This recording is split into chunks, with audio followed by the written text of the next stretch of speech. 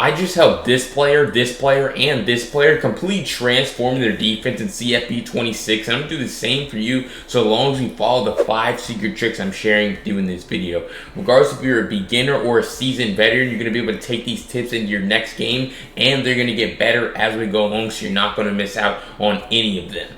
Let's jump right into it. Alright, I understand all these pro players, streamers, YouTubers show you all these complex coverages that take a million adjustments to set up, and you're simply not there yet. Let me show you a simple defense that's really easy to run, and it's really good.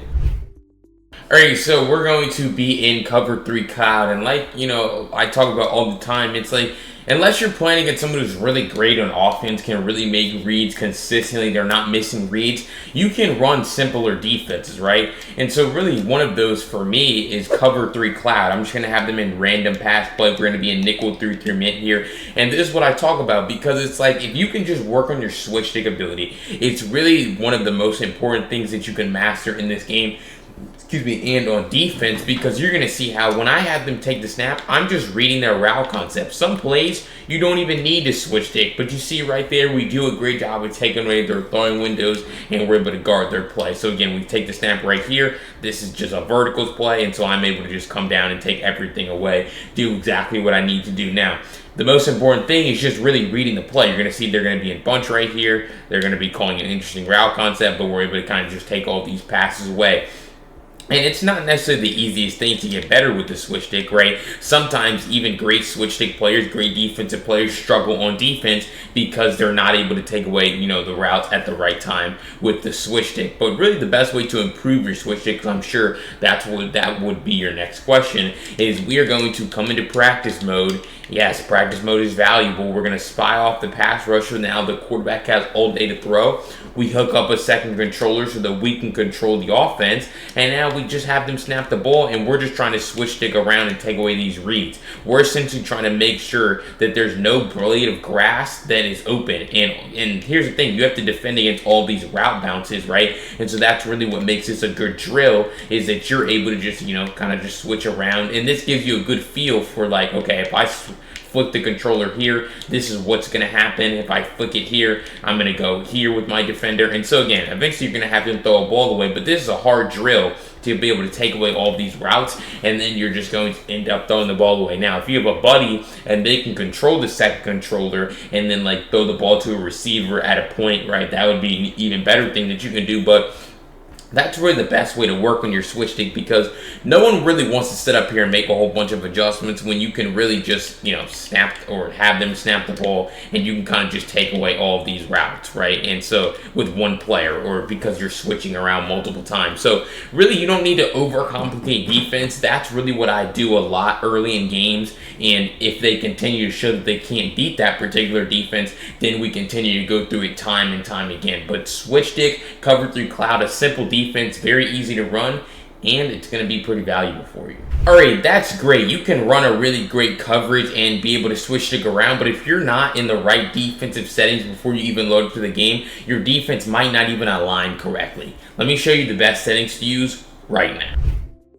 Alright, so when we talk about those best defensive settings, what I mean is we're going to make sure we have our cornerback matchups on balance, alright? This is going to make sure that when the offense no huddles, that your defense doesn't crisscross, or guys aren't following guys based on like by speed when they motion over, right? This is a very critical setting that a lot of people skip out on or don't truly understand, because it sounds great in theory to have your cornerbacks aligned by speed, right? But no, because it doesn't actually work how it's supposed to in this game, especially when you're running zone coverage. So make sure it's on balance. Defense and motion response, kind of the same thing. You don't want a deep half or an outside third rotating over when the offense motions when you're in zone. So make sure you have this on disabled, all right? A lot of these, if you're playing against option type of quarterbacks, you might look, to change these, but for the most part, they're not really that important. RPO pass key, though, is very important because RPOs are a common meta. You're going to make sure you have your RPO pass key on conservative, because you want your AI to focus on the pass while you can go stop the run with your user, all right? That's really the most consistent way to go about it. Now, this is what everyone wants to know about. What are the best zone drop settings to use? These are going to depend on the situation for you on defense and really what your opponent is doing. I like to go default 5, default for the most part. Sometimes I do change them, but when you're in a simple defense like cover 3 cloud that I showed you earlier, you just really want your zones to kind of play regular, play default, and this is exactly how you get that to happen, right? Safety depth close, safety width on pinch. Now, something that I will say is, since you're playing college, right, you clicked on a college football video, I'm going to give you advice on this game in particular. Right, when you use safety depth on close, this is going to be fine against UCLA because they don't have takeoff receivers or they don't have super fast receivers. But as soon as you get against like South Carolina or LSU and they have 95, 98, 99 speed receivers, back these guys up. Do not use safety depth on close, or if you're at a significant team disadvantage like maybe Oregon State against Ohio State, just leave it on default because you need these guys to be far enough back. They'll just get ran by, right? So that would be really the only time that I would not use safety depth on close. And so it's all about knowing their personnel. Even if they're not a good team, they might have a super fast receiver that can just run by your defense. So it's important to check depth chart before the game starts so that you really get a good feel for what they have on their team and what they can really beat you with. But the reason why safety depth on close is so valuable is because if we go ahead and try to look right at the seam, you're going to see look at how many guys are in that area, because once again our linebacker is there because he's on default. He's in a default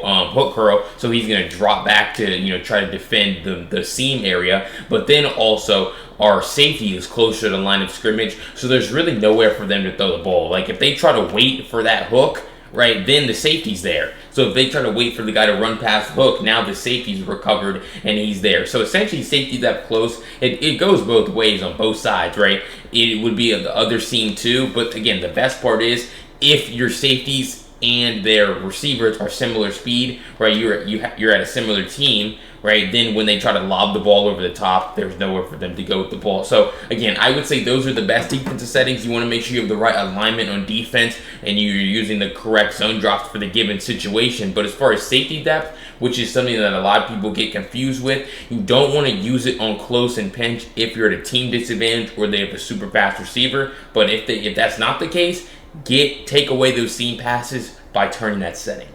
Alright, if you found those first 2 defensive tips helpful, make sure you go down below, hit that subscribe button. I break down defensive tips and tricks just like this every single day here on CFB 26, and you're not going to miss out on any of them. But if you want those first 2 tips and the rest of the tips I'm going to show you in this video in written form so you can save them on your phone during gameplay, make sure you go down below in the pinned comment, join CFB University. Your first month's only going to be $1. You're going to get access to all my tips in written form for you to save on your phone during gameplay and master. Please don't let $1 be the reason you're still struggling to win games right now in CFB 26. Again, go to the link down below in the pinned comment, check it out today. Let's jump right back into it. Alright, the next thing that any great defense needs is a way to get the quarterback on the ground in a hurry. Let me show you my favorite go-to blitz right now from this playbook. Alright, so we're going to come into nickel 3-3 mint right here, alright, and we are going to scroll until we find my blitz right here, Sam Mike 3 press. Alright, this is straight out of my 326 defensive ebook. You can go to the bltforlife21.com, check it out today if you're interested. But really the way that why this is so valuable is when you shift your D-line to the right, you see how you now have 4 defensive players on the same side where they only have really 2 or 3 offensive linemen. And so really you're just trying to overload, blitz them off of that side. So here's what's also valuable. You can put your defensive end right here into a vert hook, right? Or you could put him in the right or on the left. So now he's in a hook curl, and so we don't even really need him to blitz. And so this is essentially going to eliminate the responsibility of the left tackle. He's not going to do anything. Again, this is going to force them to set, exotic or just different type of pass protection, which is going to play to your advantage. So we are going to press D-pad up, right trigger, left stick down. This is what I call the turbo engage, because you're going to be getting the attention of the center, right, with your user, and then you're going to make sure you're spamming A on Xbox, X on PlayStation to get off of the block as quickly as possible, all right? That's going to make a lot of your blitzes a lot better, but always make sure when you're blitzing or you think they're passing, you press RB and then you press right stick up to pass to make your defense, all right? So now we're going to see just like this, boom, right trigger, left stick down, take the snap, spam the A button, and then you're going to see how you're able to get that man to come in completely free. Again, a 4-man blitz against a 5-man protection, and we're able to come in free. If we look at the instant replay, why is this the case? The reason is because, again, like I told you before, 77 is not going to be blocking anybody, right, because his man dropped out in a zone. Number 55, I mean, he's going to go double team, but then as soon as I get off the block of the center, I'm back into coverage. These two guys double team, and so you can just see how we're able to get a guy to come in completely free right here because number 77 never turns around. Again, you're going to force them into different pass protection, and when they actually do start using different pass protection, we're still going to be fine depending on what pass protection they use. But if they straight up just start blocking your blitz, it's not working anymore. That's why you go to some of your other concepts that I've told you in this video that you can find in my defensive ebook, right? It's all about creating a real scheme because there is a counter to every counter. Nothing is truly, you know, unblockable or unstoppable, right? So, but this is a really good blitz, especially if you're catching them off guard. You're calling this in a critical situation in a game. They've never seen this before, right? That's really when this is the most useful. But again, pass commit. This time we're actually going to have them block their running back. But what do I tell you guys all the time? When they block their running back, he's going to step up possibly to block a guy, but it's going to be a linebacker or a defensive end who's way bigger, stronger than him, and a lot of time we're going to be able to win that rep on defense. That's going to be advantage us, right? So we're going to press D-pad up, we're going to press right trigger, we're going to press left stick down, we're going to take the snap, we're going to try to get the attention of this guy, and you're able to see how that's exactly what I'm talking about, where he's not really going to be able to hold his ground for that long, and he's just going to get shedded. And so, yes, were they able to buy themselves an extra, you know, second and a half? Sure. But what does that also do? Because they can't sneak the running back out of the backfield, they don't have another quick check down option. So they're almost really hurting themselves, right? So you're going to see how it's the same thing where these guys, they don't really have anyone to block. I'm able to get off the block of the center way faster, and then you're able to see this time number 64 is the one who's blocking nobody, and so we're able to just loop around and get that pressure. So again, it's really only a 4-man rush. When are you able to get a 4-man rush to get this fast of pressure against a 5 or 6-man protection? And then also, with that being the case, when are you ever able to get back into coverage this soon and lurk over the middle of the field, which is a critical element of pass defense? You don't want to user rush them. You want to be able to take away their quick checkdowns, quick reads over the middle with your user. And really with a blitz like this, you're getting the best of both worlds. All right, so if you enjoyed that blitz, make sure, again, you go down below, hit that subscribe button. I break down blitzes, defenses, everything you need to know about defense here in CFB 26 every single day. And you don't want to miss out on the final 2 tricks I'm going to share with you in this video. Alright, I know you're sick and tired of getting spammed with RPOs all game, every game. Let me show you a secret tell not a lot of people know about that will literally make it clear and obvious that they're calling an RPO. Alright, so here's something that I want to show you guys. Alright, so if we come into play type on offense, right, we come into pass plays, right, we just come into, let's go shotgun. A lot of the time with these shotgun pass plays, the running back you see is RB, like all the time. You can, or I guess on PlayStation that would be R1. He's going to be RB all the time. Sometimes the running back will be the Y button. But you notice how he's never the A button on any of these plays. You see a couple times here he's Y, but you never see him as the A. He's always going to be RB or Y, which would be R1 or triangle on PlayStation. Really, I mean, you're looking at all these plays, he's pretty much always going to just be RB or Y. But when we come down into RPOs and we look at his button, a lot of times, sometimes he'll be RB, but a lot of times he's going to be A. So he's still, the only time he's A is when they're calling an RPO. So really, all you have to do, that's a dead giveaway that they're calling an RPO. Right? So now if we come at the line of scrimmage, we come into any one of these RPOs, the way that you can actually tell this at the line of scrimmage now, because you wouldn't know that, like, I mean, obviously you wouldn't be able to see the offense's buttons until you press D-pad right twice, and then you're going to press A, or any linebacker, right? And then you're going to press right stick up. And now you're going to get to see all the buttons of these guys because you're, you know, trying to man the guy up. So EA is going to show them to you, and now you see that he's A. And so again, don't get it confused. I'm not telling you if he's not A, it's not an RPO. I'm simply telling you if he is A, there's like a 95% chance it is an RPO. This is a dead giveaway that they're calling an RPO. Now, RPOs are different. You see how this is like a different type of RPO. There's like a hitch, there's an out, right? So, but most of the time we know that most RPOs are going to be RPO bubbles or RPO flats. and the inside receiver is going to be getting the ball, right? So that in this case would be the tight end. So if I do the tell or I do the check, I press D-pad right twice, I press A, then I press right stick up. Okay, now I know within the first 2 seconds of the play, it's an RPO. All right, so I know it's an RPO, so now I just make the adjustment. I just simply man up Y. You don't need to man up the running back because he's not getting the ball. He would be getting a handoff.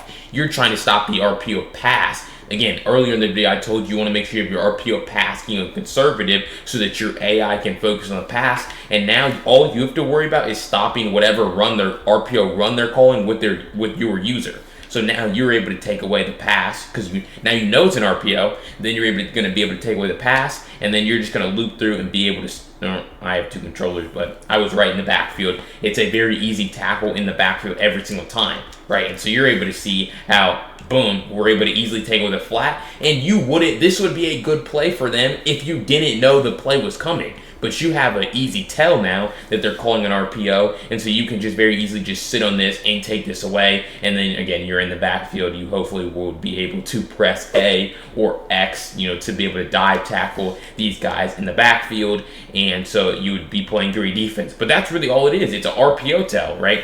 It's just super valuable. So again, D-pad right twice, then you're going to press A, and then you're going to just try to man up whoever you think's going to be getting the ball. Sometimes I guess RB could be getting the ball, but if it's a trip formation, you start to play the game more. You know that the inside receiver is the most likely guy to get the ball. You also need to be hyper aware of RPOs inside the red zone. So you need to honestly, like when they start driving the ball into the red zone, I do this check every single play. Right, all 4 downs we're expecting an RPO possibly, and as soon as we see this tell that we know that the running back is A, we know it's an RPO, and so we just go to man. We know it's RPO, so now we're just playing RPO defense, manning the guys up, and we're going to be ready to stop the run. So we're going to go through it again, and that time I'm able to actually make the play. Both elements of the RPO are taken away. So that's a very easy RPO tell. Simply go open your man coverage assignments menu, check to see if the running back is A. If he is A, you know it's an RPO, and then just play your RPO pass defense and be ready to stop the run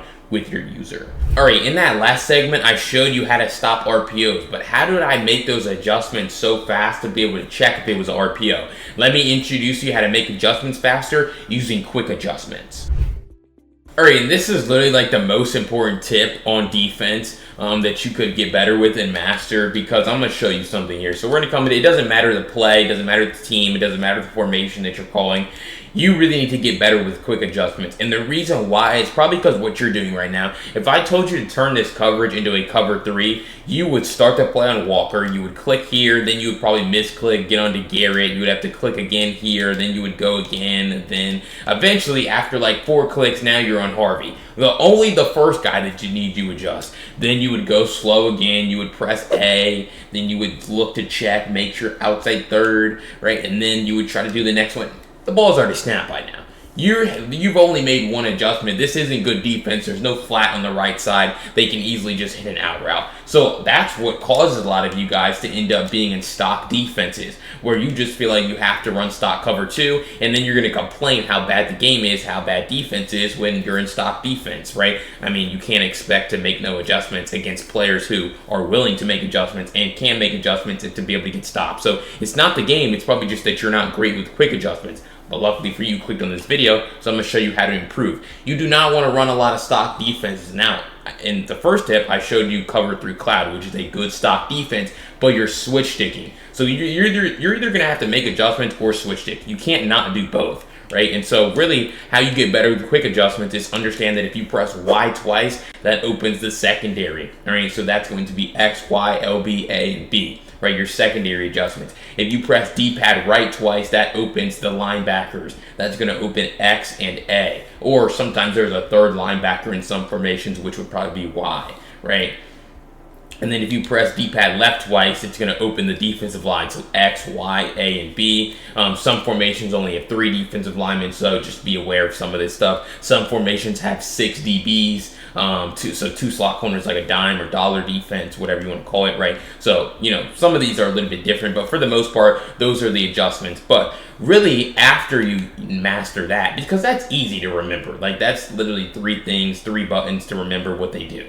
After that, though, you have to build the muscle memory of, okay, what adjustments do I make the most? So like for me, for example, on my outside corners, I only put them really in outside thirds, hard flats, cloud flats, and then maybe I'll change their zone with a custom zone. So I really just need to remember the left stick adjustments, and then I need to remember LB is the custom zone, right? And so a great example of this is custom zone is a new feature here in this game. So when this game came out, it was a little bit of an adjustment period for me and everyone else to really, get better with the quick adjustment to remember that, okay, if I press Y twice, then I press X, then I press LB, now I can move this guy's zone. And that's another, you see how his zone is way further down if I wanted to put hard flats in the field. So that's a good adjustment, right? But I don't want to have to click onto this guy to actually do that, because that's another problem. You're going to click on this guy and now they're just going to quick snap you, right? They're just going to quick snap you and they're just going to hit that pass. And that's going to be a touchdown because you're not paying attention. Versus if you actually had that man in his zone already and you were just making the adjustments on this player, right? Now you're going to be playing a lot better defense. So again, really just mastering D-pad right twice linebackers, D-pad left twice defensive linemen, Y twice is going to be your secondary, and then just practicing what adjustments you want to make on each player. So if I wanted to turn this into a cover 3, let's reset the play, right? Boom, boom, boom, and now it's a cover 3. Because I memorized all the different adjustment button commands that I need to do on all 3 of those players that I adjusted, and now we have pretty good defense. So again, I'm not saying it's necessarily the easiest thing ever, but that's a good baseline of where you can start to really get in practice mode and really start to practice your adjustments. And I guarantee you, once you get better with this, your defense is going to be playing way better. And again, you're just going to be way better on defense and start winning more games. All right, so if you found any of those 5 defensive tips helpful in this video, again, make sure you hit that subscribe button. You're not going to miss out on any of the tips and tricks on defense that I have for you for the rest of the year and beyond here in College Football 26. But if you want all of these tips on your phone, especially those quick adjustments to save on your phone in your next game so you can always remember them, go to the link down below in the pinned comment. Join CFB University, where you're going to get your first month for only $1. It's literally a no-brainer. It's only $1, and you're going to be able to absolutely transform your game here in college football. I'll see you all in the next video. Peace.